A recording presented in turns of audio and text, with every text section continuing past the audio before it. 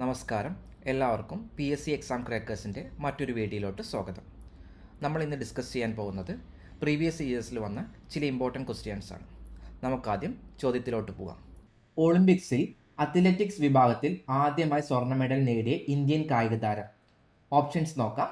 Option A Abhinav Bindra, option B Karnam Malleswari, option C Neeraj Chopra, option D Sushil Sharma.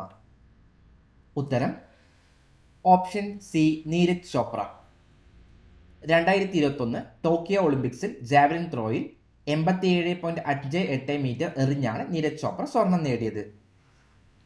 Olympics അത്ലറ്റിക്സിൽ ഒരു medal നേടുന്ന ആദ്യ ഇന്ത്യൻ താരം എന്ന റെക്കോർഡ് നീരജ് സ്വന്തമാക്കി.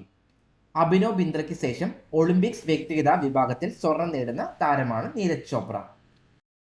നമുക്ക് അടുത്ത ചോദ്യത്തിലോട്ട് പോകാം. കേരളത്തിലെ ഏറ്റവും വലിയ ജലവൈദ്യുതി പദ്ധതി. ഓപ്ഷൻസ് നോക്കാം. Option A Pallivasal, option B Sabarigiri, option C Idukki, option D Sholayar. ഉത്തരം ഓപ്ഷൻ സി ഇടുക്കി.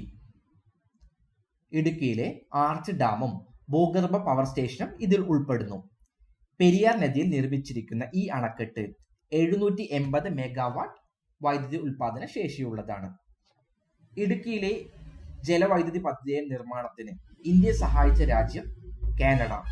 അതായത് കാനഡയാണ് ഇടുക്കിയുടെ ജലവൈദ്യുതി പദ്ധതിയുടെ നിർമ്മാണത്തിന് ഇന്ത്യയെ സഹായിച്ചത്.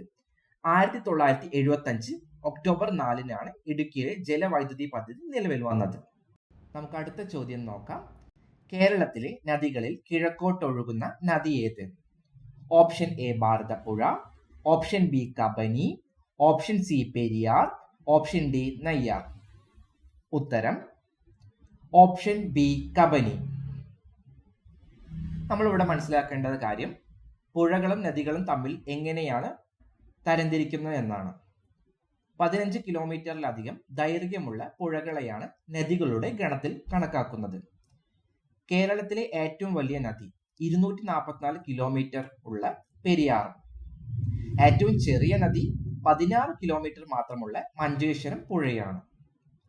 കേരളത്തിലെ 44 നദികളിൽ 41 പടിഞ്ഞാറോട്ടും 3 കിഴക്കോട്ടുമാണ് ഒഴുകുന്നത്.